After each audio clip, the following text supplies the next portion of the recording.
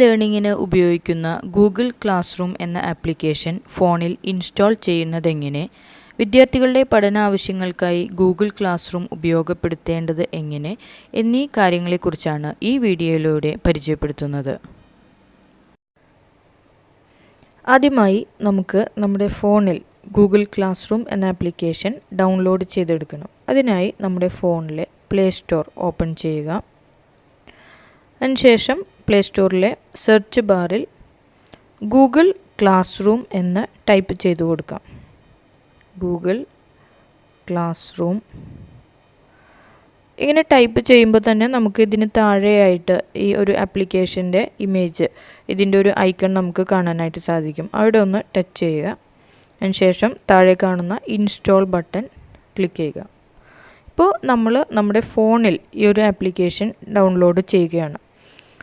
അപ്പോൾ നമുക്ക് കുറച്ച് സമയം ഇതിന് വെയിറ്റ് ചെയ്യേണ്ടതായിട്ട് വരും. നമ്മുടെ നെറ്റിൻ്റെ സ്പീഡ് അനുസരിച്ച് നമ്മുടെ ഫോണിലേക്ക് ഈ ഒരു ആപ്ലിക്കേഷൻ ഡൗൺലോഡ് ചെയ്യുന്നു. നമുക്കൊന്ന് വെയിറ്റ് ചെയ്യാം.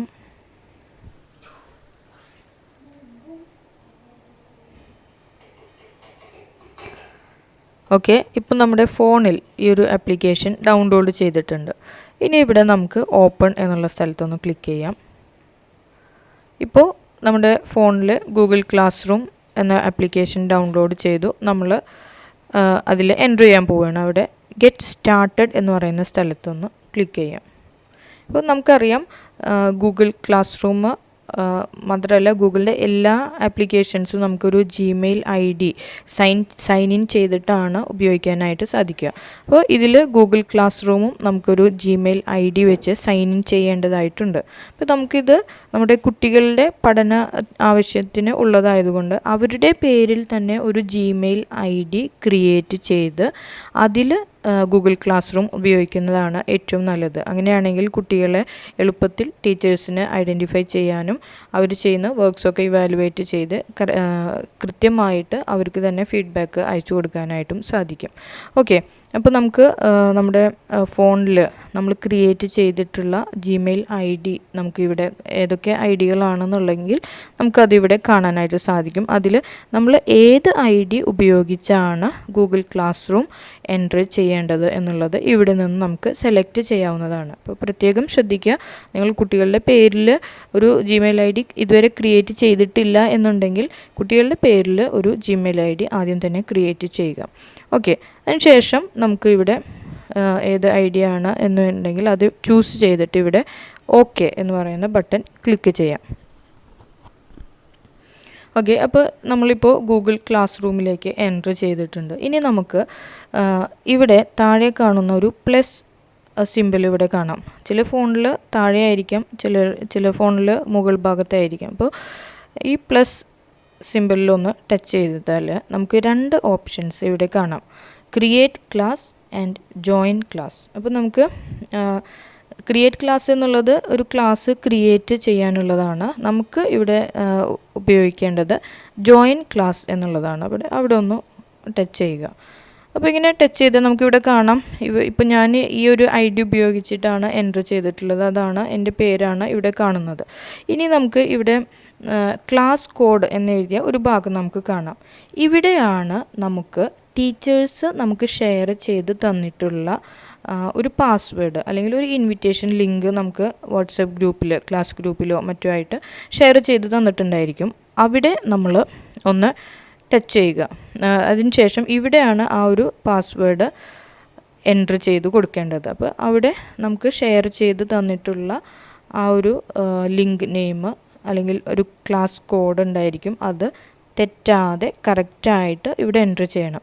ഇനി നമുക്ക് വേറൊരു ഓപ്ഷൻ കൂടിയുണ്ട്. നമുക്ക് ക്ലാസ് ഗ്രൂപ്പിൽ ചിലപ്പോൾ ഒരു ഇൻവിറ്റേഷൻ ലിങ്കാണ് ഷെയർ ചെയ്തിട്ടുള്ളത് എന്നുണ്ടെങ്കിൽ നമുക്ക് ആ ഒരു വാട്സപ്പ് ഗ്രൂപ്പിൽ പോയിട്ട് അത് നമുക്ക് സെലക്ട് ചെയ്യാം. ഇപ്പോൾ ഈ ഒരു ഗ്രൂപ്പിൽ എനിക്ക് ഈ ഒരു വാട്സപ്പ് ചാറ്റിൽ അയച്ചു തന്നിട്ടുള്ളത് ഞാൻ ജസ്റ്റ് ഇതിലൊന്ന് ടച്ച് ചെയ്തു.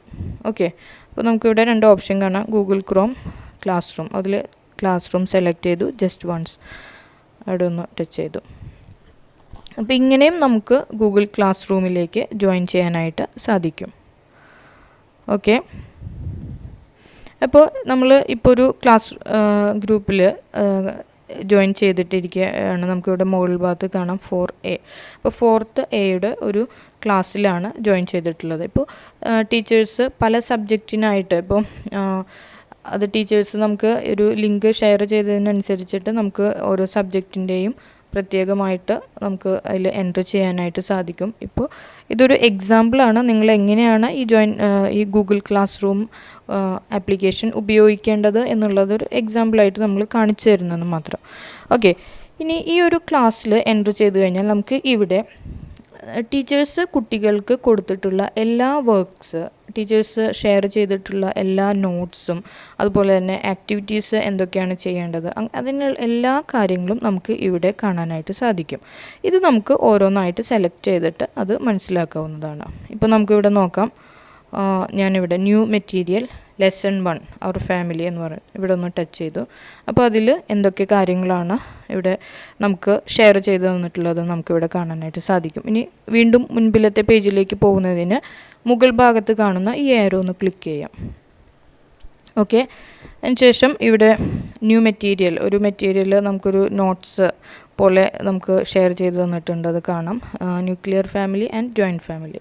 അപ്പോൾ ഇതുപോലെ നമുക്ക് ഇത് ടൈപ്പ് ചെയ്തിട്ടാണ് നമുക്ക് ഷെയർ ചെയ്ത് തന്നിട്ടുള്ളത്. ഇതുപോലെ ഇമേജ് അല്ലെങ്കിൽ വീഡിയോ ഇതൊക്കെ നമുക്ക് ഷെയർ ചെയ്ത് തന്നിട്ടുള്ളത് നമുക്കിവിടെ കാണാനായിട്ട് സാധിക്കും. ഇതുപോലെ തന്നെ കുട്ടികൾ ടീച്ചേഴ്സിന് നമുക്ക് സബ്മിറ്റ് ചെയ്യേണ്ടതായിട്ടുള്ള വർക്കും കാര്യങ്ങളും ഒക്കെ നമുക്കിവിടെ കാണാനായിട്ട് സാധിക്കും. ഇവിടെ നമുക്കൊരു ന്യൂ അസൈൻമെൻറ്റ് എന്ന് പറയുന്നൊരു ഇത് കാണാം. അപ്പോൾ ഇതൊരു അസൈൻമെൻറ്റ് സബ്മിറ്റ് ചെയ്യാനുള്ളതാണ്.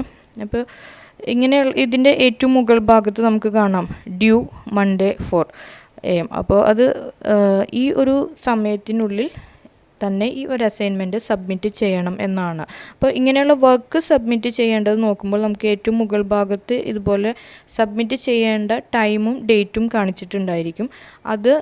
അതിന് കൂടുതൽ ഇമ്പോർട്ടൻസ് നൽകി ആ ഒരു ടൈമിനുള്ളിൽ തന്നെ നമ്മൾ സബ്മിറ്റ് ചെയ്യാനായിട്ട് ശ്രദ്ധിക്കുക. അപ്പോൾ അതിന് ശേഷം വരുന്ന സബ്മിറ്റ് ചെയ്യുന്നതിന് നമുക്ക് ചിലപ്പോൾ ഇൻറ്റേർണൽ മാർക്ക് കിട്ടിയില്ല എന്ന് വരാം. അപ്പോൾ അതുകൊണ്ടാണ് ഒരു വർക്ക് സബ്മിറ്റ് ചെയ്യുമ്പോൾ അതിൻ്റെ ഡ്യൂ ഡേറ്റിന് ഇമ്പോർട്ടൻസ് കൊടുക്കാം.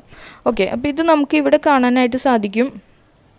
ഈ ഒരു അസൈൻമെൻറ്റ് എങ്ങനെയാണ് ചെയ്യേണ്ടത് എന്നുള്ളതിൻ്റെ ഇൻസ്ട്രക്ഷൻ നമുക്കിവിടെ നൽകിയിട്ടുള്ളതായിട്ട് കാണാം. 5 points ആണ്. Write 5 sentences about your family. Okay, അപ്പോൾ ഇനി നമുക്ക് എങ്ങനെയാണ് ഈ വർക്ക് ചെയ്യേണ്ടത്, എങ്ങനെയാണ് നമുക്ക് ഈ വർക്ക് സബ്മിറ്റ് ചെയ്യേണ്ടത് എന്ന് നോക്കാം. ഇവിടെ നമുക്കിതിന് താഴെയായിട്ട് കാണാം യുവർ വർക്ക് എന്ന് എഴുതിയിട്ടുണ്ട്. ഇവിടെ ആഡ് വർക്ക് എന്ന് പറഞ്ഞിട്ടൊരു പ്ലസ് സിമ്പൽ ഇവിടെ കൊടുത്തിട്ടുണ്ട്. അവിടെ ഒന്ന് ക്ലിക്ക് ചെയ്യാം. അപ്പോൾ ഇവിടെ ക്ലിക്ക് ചെയ്ത് കഴിഞ്ഞാൽ നമുക്ക് ഇവിടെ കുറേ ഓപ്ഷൻസ് കാണാം. Upload photo, camera, drive, upload file, link, create. അപ്പോൾ ഇതിൽ നമ്മൾ ഒരു അസൈൻമെൻറ്റ് എഴുതി തയ്യാറാക്കി വെച്ചിട്ടുണ്ട്. അതിൻ്റെ ഒരു ഫോട്ടോ ആണ് അയച്ചു കൊടുക്കേണ്ടത് എന്ന് വിചാരിക്കുക. അങ്ങനെയാണെങ്കിൽ നമുക്ക് ഇവിടെ ക്യാമറ എന്നുള്ള ഭാഗത്ത് ക്ലിക്ക് ചെയ്യുകയാണെങ്കിൽ നമുക്ക് അതൊന്ന് ക്ലിക്ക് ചെയ്താൽ നമുക്ക് ആ ഒരു ടൈമിൽ തന്നെ ഒരു ഫോട്ടോ നമുക്ക് എടുത്ത് കണ്ടോ, ഇങ്ങനൊരു ഫോട്ടോ നമുക്ക് എടുത്തു. ഇവിടെ മുകളിൽ കാണുന്ന ടിക്ക് മാർക്ക് ഒന്ന് ടച്ച് ചെയ്തു. അങ്ങനെ നമുക്ക് ഒരു ഫോട്ടോ നമുക്ക് ആ ഒരു സമയത്ത് തന്നെ ഒരു ഫോട്ടോ എടുത്ത് അത് സബ്മിറ്റ് ചെയ്യാനായിട്ട് സാധിക്കും. ഓക്കെ, ഇപ്പോൾ ഇത് നമ്മൾ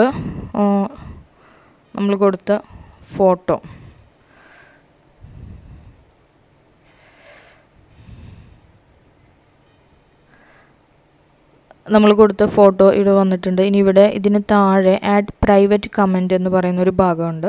അവിടെ നമുക്ക് ഒരു കമൻറ്റ് എന്തെങ്കിലും ടൈപ്പ് ചെയ്യാം. ഈ ആഡ് പ്രൈവറ്റ് കമൻറ്റ് എന്നുള്ള ഭാഗത്ത് ടൈപ്പ് ചെയ്യുന്നത് നമുക്ക് ടീച്ചേഴ്സിന് മാത്രമാണ് കാണാനായിട്ട് സാധിക്കുകയുള്ളൂ. അപ്പോൾ ഇവിടെ വേണമെങ്കിൽ നമുക്ക് വർക്ക് സബ്മിറ്റഡ് ബൈ എന്ന് പറഞ്ഞിട്ട് കുട്ടിയുടെ പേരെന്താണെന്ന് വെച്ച് കഴിഞ്ഞാൽ അത് നമുക്ക് എൻ്റർ ചെയ്യാം. അപ്പോൾ ടീച്ചേഴ്സിന് അത് മനസ്സിലാക്കാം. ഇതുപോലെ തന്നെ താഴെ ഇതുപോലെ തന്നെ അപ്ലോഡ് ഫോട്ടോ എന്നുള്ളതുണ്ട്. അങ്ങനെയാണെങ്കിൽ അത് ക്ലിക്ക് ചെയ്യുകയാണെങ്കിൽ നമുക്ക് നമ്മുടെ ഫോണിൻ്റെ ഗാലറിയിൽ നമ്മൾ കൊടുത്തിട്ടുള്ള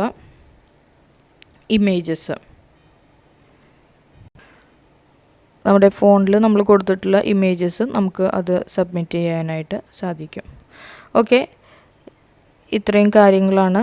ഇതാണ് നമുക്ക് ഒരു വർക്ക് എങ്ങനെയാണ് സബ്മിറ്റ് ചെയ്യേണ്ടത് എന്ന് നമുക്ക് ഇതിൽ നിന്ന് മനസ്സിലാക്കാം. ഇനി ഇതുപോലെ തന്നെ ഇവിടെ ഒരു ക്വസ്റ്റ്യൻ ചോദിച്ചിട്ടുണ്ട്, what is meant by joint family. അപ്പോൾ ഈ ഒരു ക്വസ്റ്റ്യൻ്റെ ആൻസർ ഇവിടെ ഡ്യൂ ഡേറ്റ് ടുമോറോ 4 AM എന്നാണ് കൊടുത്തിട്ടുള്ളത്. അപ്പോൾ ആ ഒരു സമയത്തിൻ്റെ ഉള്ളിൽ നമ്മൾ ഈ ഒരു ആൻസർ ഇവിടെ ഇവിടെ നമുക്ക് ടൈപ്പ് ചെയ്യാനുള്ള ഒരു പ്ലേസ് കൊടുത്തിട്ടുണ്ട്. അപ്പോൾ ഇവിടെ നമ്മൾ ഫോട്ടോ കൊടുക്കാനായിട്ട് സാധിക്കില്ല, ഇവിടെ അത് ടൈപ്പ് ചെയ്യാനായിട്ടാണ് പറഞ്ഞിട്ടുള്ളത്. അപ്പോൾ നമുക്കത് അതിൻ്റെ ആൻസർ എന്താണെന്ന് വെച്ച് കഴിഞ്ഞാൽ നമുക്കത് ജസ്റ്റ് ഇവിടെ ടൈപ്പ് ചെയ്യാം. അതുപോലെ തന്നെ നമ്മൾ നേരത്തെ ചെയ്തതുപോലെ തന്നെ അത് എൻ്റർ ചെയ്യാം.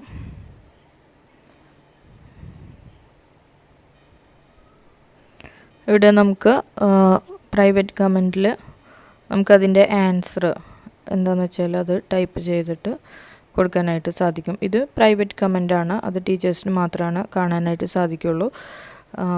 ഓക്കെ, ഇനി നമുക്ക് ഈ ഒരു ആപ്ലിക്കേഷനിലെ പ്രധാനപ്പെട്ട ഏറ്റവും ബേസിക്കായിട്ട് നമ്മൾ അറിഞ്ഞിരിക്കേണ്ട ചില ടൂൾസ് ഒന്ന് പരിചയപ്പെടാം. ഇതിൽ റൈറ്റ് കോർണറിൽ ഏറ്റവും ലാസ്റ്റായിട്ട് നമുക്ക് കാണാം പീപ്പിൾ എന്ന് പറയുന്ന ഒരു ടൂള്.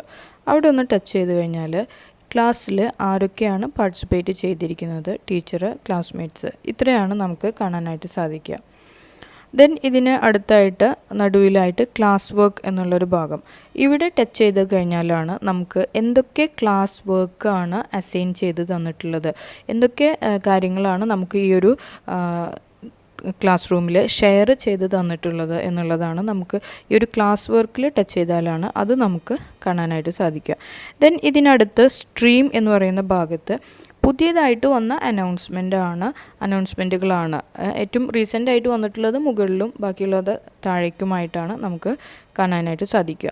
ഇനി ലെഫ്റ്റ് കോർണറിൽ ടോപ്പ് സൈഡിൽ നമുക്ക് കാണാം ഒരു 3 ഡാഷ് സ്മോൾ ഡാഷസ് കാണാം. അപ്പോൾ അവിടെ ടച്ച് ചെയ്ത് കഴിഞ്ഞാൽ നമുക്ക് ഇതിൽ കുറച്ച് സെറ്റിങ്സിൻ്റെ ഒരു ഭാഗത്ത് നമുക്ക് കാണാം ഏറ്റവും ഫസ്റ്റിൽ ക്ലാസ്സസ് എന്ന് പറയുന്ന ഒരു ഭാഗം. ഇവിടെ ടച്ച് ചെയ്ത് കഴിഞ്ഞാലാണ് നമുക്കറിയാം ഇത് ഈ ഒരു ഗൂഗിൾ ക്ലാസ് റൂമിൽ ഡിഫറെൻറ്റ് സബ്ജക്ട്സ് നമുക്ക് ഈ ഒരു ഇതിലാണ് കാണാനായിട്ട് സാധിക്കുക. അപ്പോൾ അതിൽ ഏത് സബ്ജക്റ്റാണ് എന്നുള്ളത് നമുക്ക് ഇതിൽ ടച്ച് ചെയ്ത് ഇവിടെ എക്സാമ്പിളായിട്ട് ഹിന്ദി, മലയാളം, ഇംഗ്ലീഷ്, ഇത് ഒരു എക്സാമ്പിളായിട്ട് നിങ്ങൾക്ക് ക്രിയേറ്റ് ചെയ്ത് തന്നിട്ടുള്ളതാണ്. അപ്പോൾ ഇതിൽ ഏതെങ്കിലും ഒരു സബ്ജക്റ്റ് ടച്ച് ചെയ്ത് കഴിഞ്ഞാൽ നമുക്ക് ആ ഒരു സബ്ജക്റ്റിൽ നമുക്ക് ടീച്ചേഴ്സ് ഷെയർ ചെയ്ത് തന്നിട്ടുള്ള നോട്ട്സും കാര്യങ്ങളൊക്കെ കാണാം. നേരത്തെ പറഞ്ഞതുപോലെ തന്നെയാണ് അതിൽ ടച്ച് ചെയ്ത് കഴിഞ്ഞാൽ അതിലുള്ള വർക്കും കാര്യങ്ങളൊക്കെ നമുക്ക് മനസ്സിലാക്കാനായിട്ട് സാധിക്കും. ദെൻ ഇതിന് ഇനി അടുത്തതായിട്ട് ഇപ്പോൾ ഇത്രയും കാര്യങ്ങളാണ് ബേസിക്കായിട്ട് നമുക്ക് ഈ ഒരു ആപ്ലിക്കേഷനിൽ ഏറ്റവും പ്രധാനമായിട്ട് അറിഞ്ഞിരിക്കേണ്ട കാര്യങ്ങൾ. ഇനി ഇത് നമ്മൾ പറഞ്ഞു ഈ ഒരു ഗൂഗിൾ ക്ലാസ് റൂം എന്ന് പറയുന്ന ആപ്ലിക്കേഷൻ ഉപയോഗിക്കുന്നതിൻ്റെ ഏറ്റവും പോസിറ്റീവായിട്ടുള്ള ഒരു സൈഡ് എന്ന് പറയുന്നത് നമ്മുടെ ഫോണിലെ മെമ്മറി നഷ്ടപ്പെടാതെ തന്നെ നമുക്ക് ഇതിൽ ഫയൽസ് ഡൗൺലോഡ് ചെയ്യാനും അതുപോലെ തന്നെ അത് സെൻഡ് ചെയ്യാനും സാധിക്കും എന്നുള്ളതാണ്. അതിന് നമുക്ക് ഇവിടെ ക്ലാസ് റൂം ഫോൾഡേഴ്സ് എന്ന് പറയുന്ന ഒരു ഭാഗം കാണാം. ഇതിൽ നമ്മൾ ഓൾറെഡി ഈ ഒരു ഗൂഗിൾ ക്ലാസ് റൂം എന്ന് പറയുന്ന ആപ്ലിക്കേഷൻ ഡൗൺലോഡ് ചെയ്ത് കഴിഞ്ഞ ഉടനെ തന്നെ നമ്മൾ പുതിയതായിട്ട് ഫോൾഡേഴ്സ് ഒന്നും ക്രിയേറ്റ് ചെയ്യേണ്ടത് ആവശ്യമില്ല. ഓട്ടോമാറ്റിക്കായിട്ട് നമ്മൾ ഈ ഒരു ഫോൾഡർ ഉണ്ട്, അതിൽ ഓരോന്നിലും നമുക്ക് വന്ന് ഓൾറെഡി നമ്മൾ ഡൗൺലോഡ് ചെയ്യുന്ന കാര്യങ്ങളൊക്കെ ഇതിൽ ക്ലാസ് റൂമിൽ ഈ ഒരു ഫോൾഡറിലാണ് വന്നിട്ട് ഉണ്ടായിരിക്കുക. ഇനി രക്ഷിതാക്കൾക്ക് ഉണ്ടാവാൻ സാധ്യതയുള്ള ഒരു സംശയമാണ് ഒരു ഫോണിൽ തന്നെ 2 കുട്ടികൾക്ക് അല്ലെങ്കിൽ 3 കുട്ടികൾക്ക് ഈ ഗൂഗിൾ ക്ലാസ് റൂം എന്ന ആപ്ലിക്കേഷൻ ഉപയോഗിക്കാൻ സാധിക്കുമോ എന്നുള്ളത്. ഇതിനായി നമ്മൾ ഈ ഒരു Google class room application open ചെയ്ത് കഴിഞ്ഞാൽ ഇതിന് മുകൾ ഭാഗത്തായിട്ട് ഇവിടെ നമ്മുടെ ഫോണിൽ ഉള്ള ഗൂഗിൾ അക്കൗണ്ട്സ് ഇവിടെ കാണാനായിട്ട് സാധിക്കും. ഇതിൽ ഓരോ കുട്ടികളുടെ പേരിലും ഡിഫറെൻ്റ് ആയിട്ടുള്ള ഗൂഗിൾ അക്കൗണ്ട് ക്രിയേറ്റ് ചെയ്ത് കഴിഞ്ഞാൽ അവർക്ക് ഗൂഗിൾ ക്ലാസ് റൂമിൽ ഏത് ക്ലാസ്സാണോ അവർക്ക്, ഇപ്പോൾ ഒരു കുട്ടി 4ാം ക്ലാസ്സിൽ, ഒരു കുട്ടി 5ാം ക്ലാസ്സിലാണെന്നുണ്ടെങ്കിൽ അവരുടെ പേരിലുള്ള ഡിഫറെൻ്റ് അക്കൗണ്ട് ഉപയോഗിച്ച് അവരുടേതായിട്ടുള്ള ക്ലാസ് റൂമുകളിൽ പ്രവേശിക്കാനായിട്ട് സാധിക്കുന്നതാണ്. ഇത്രയുമാണ് ഗൂഗിൾ ക്ലാസ് റൂമിനെ കുറിച്ച് ബേസിക്കായി അറിഞ്ഞിരിക്കേണ്ട കാര്യങ്ങൾ. ഈ വീഡിയോ നിങ്ങൾക്ക് ഉപകാരപ്രദമാണെങ്കിൽ ലൈക്ക് ചെയ്യുക, സബ്സ്ക്രൈബ് ചെയ്യുക, സംശയങ്ങളും മറ്റും കമൻറ്റ് ചെയ്യുക. Okay, thank you.